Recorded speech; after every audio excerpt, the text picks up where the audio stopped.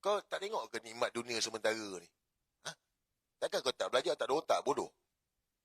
Kau komplot dengan Salim Kunyit Kongkang. Kau komplot dengan Farhash. Ha? Kau sokong Non Kunyit. Kau jangan jadi macam anjing macam Ivo tu. Ivo tu jadi anjing dah. Tak boleh buat apa dah. But ini barang Ivo. Ivo punya barang. Dia punya barang, guys. Dia punya barang.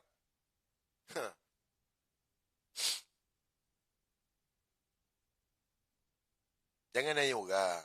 Ivo, dengar ni aku cakap, Ivo, jangan naik orang, Ivo. Kau punya naik orang ni banyak, Ivo. Banyak. Sebab tu laju kau berdezup. Habis semua orang kau pintas, kau cantas. Ivo, kau cuba ingat, Ivo.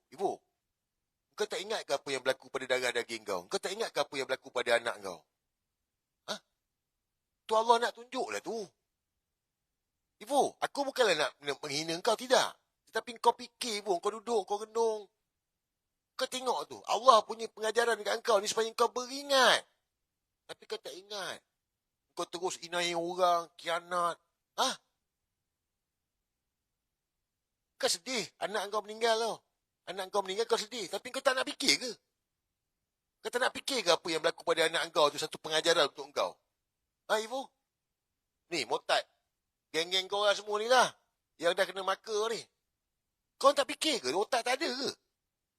Bodoh ke?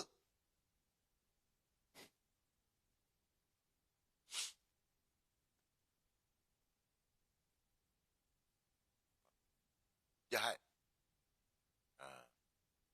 Kau tahu? Aku bukan nak ngukit pasal anak kau. Bukan, Ivo. Tapi aku nak ingatkan kau. Oleh kerana kejahatan kau, penginayaan yang kau buat, orang dendam dengan kau. So, bila orang dendam dengan kau, inilah masalah, ini bahaya ni. Ha? Dia tak pergi kat kau, dia pergi kat anak kau. Tapi tu kan pengajaran yang Allah nak tunjuk. Mereka yang membuat itu, mereka pun kenalah azab dia. Tapi kau ni, Ibu, takkan kau tak sedar? Kau gunakan orang-orang kau. Salah guna kuasa ni. Jahanam. Ingat, Ibu, tak ada yang terlepas. Sebab macam aku cakap, kalau kau rasa kau jahat, ada lagi jahat pada kau. Ingat, Ibu, ada lagi jahat pada kau.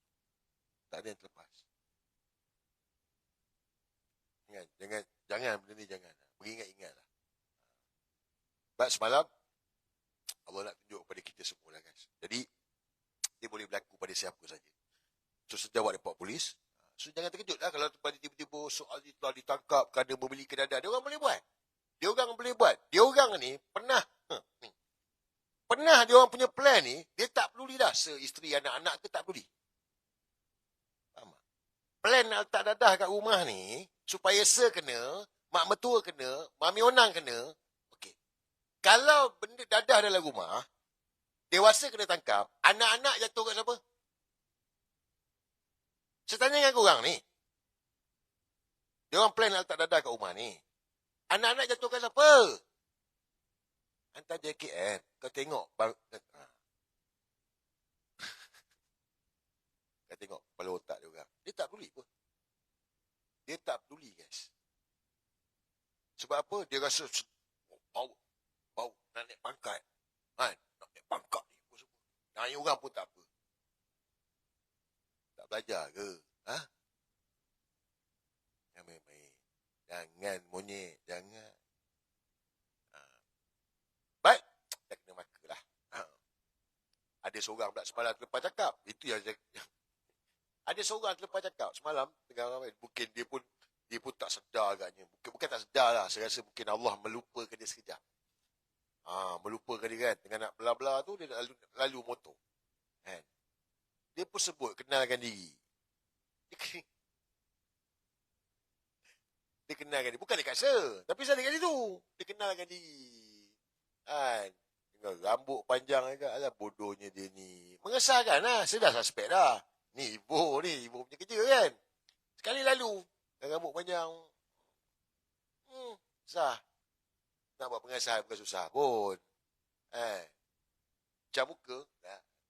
Kan aku dah cakap kena maka. Dah tahu. tahu dah. Kan saya cakap, ada gambar dia orang, profiling dia orang. Bukan lah. Bukan yang baik, yang side baik ni. Dia kan ada good cop, bad cop. Yang good cop ni, tak ada.